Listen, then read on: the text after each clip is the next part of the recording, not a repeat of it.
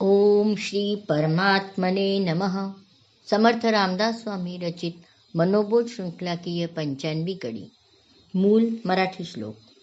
अजामेय पापी वदे पुत्र कामे, तया मुक्ति नारायणाचे निनामे।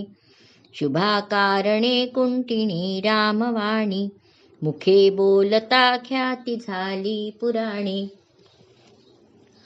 कोई भी वस्तु जब हम किसी को भेंट स्वरूप देते हैं तो उसको अच्छी तरह से सजा के देते हैं, तो लेने वाले को भी आनंद होता है, हमें भी अच्छा लगता है।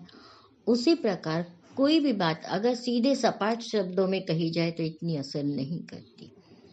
उसे किसी कहानी के रूप में कहा जाए, कविता के रूप में कहा जाए तो सुनने में भी अच्छा लगता है और असर भी करती है।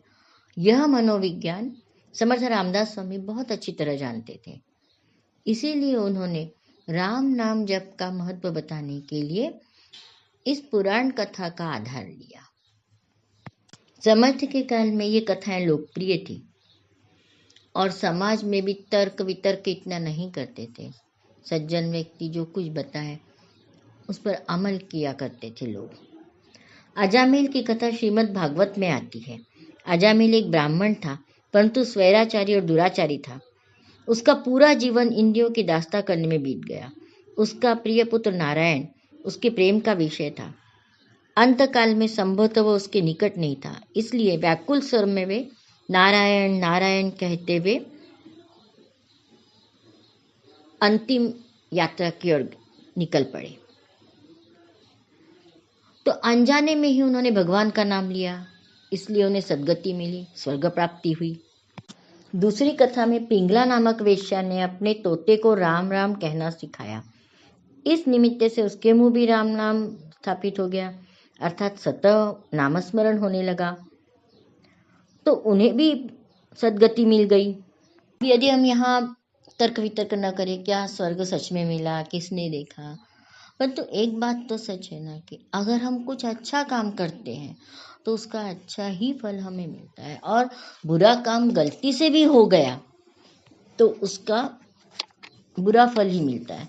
जैसे अगर किसी तवे पर गलती से भी हाथ चला गया तो हाथ तो जलेगा ही ना, गलती से गया हाथ इसलिए तो जला नहीं, ऐसा तो नहीं होगा।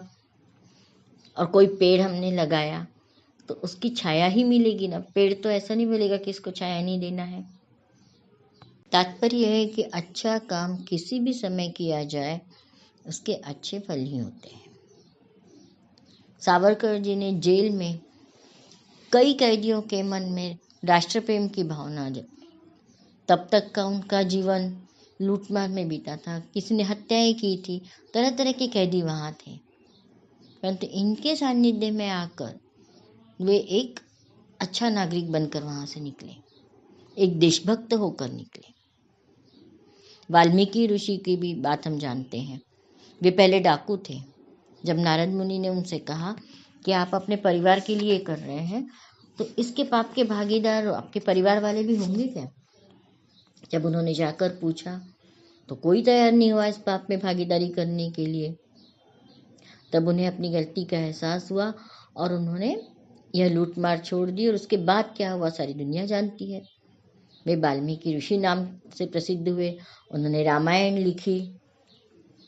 कहने का तात्पर्य है कि कोई भी काम, अच्छा काम कभी भी शुरू किया जा सकता है।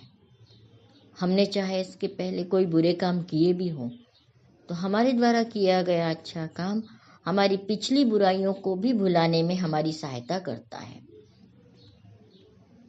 लोग भी हमारा, अगर हम किसी का उपकार करते हैं तो पहले कुछ हमसे गलतियां हुई भी हो तो उसे भूलने में भुलाने में हमारे अच्छे काम ही सहायक होते हैं। सभी व्यक्ति बुरे नहीं होते, सभी काम बुरा नहीं होता। जैसे हम जल्लाद के विषय में कह सकते हैं, जल्लाद का काम है फांसी देना, वह उसका कर्तव्य है, उसके रोजी रोटी का साधन है, इसलिए हर जल्लाद बुरा नहीं होता, उसमें भी देवत्व होता है। अपनी ड्यूटी करने के बाद अपने घर के लोगों के लिए तो वह एक सद्गृहस्थ ही होता है।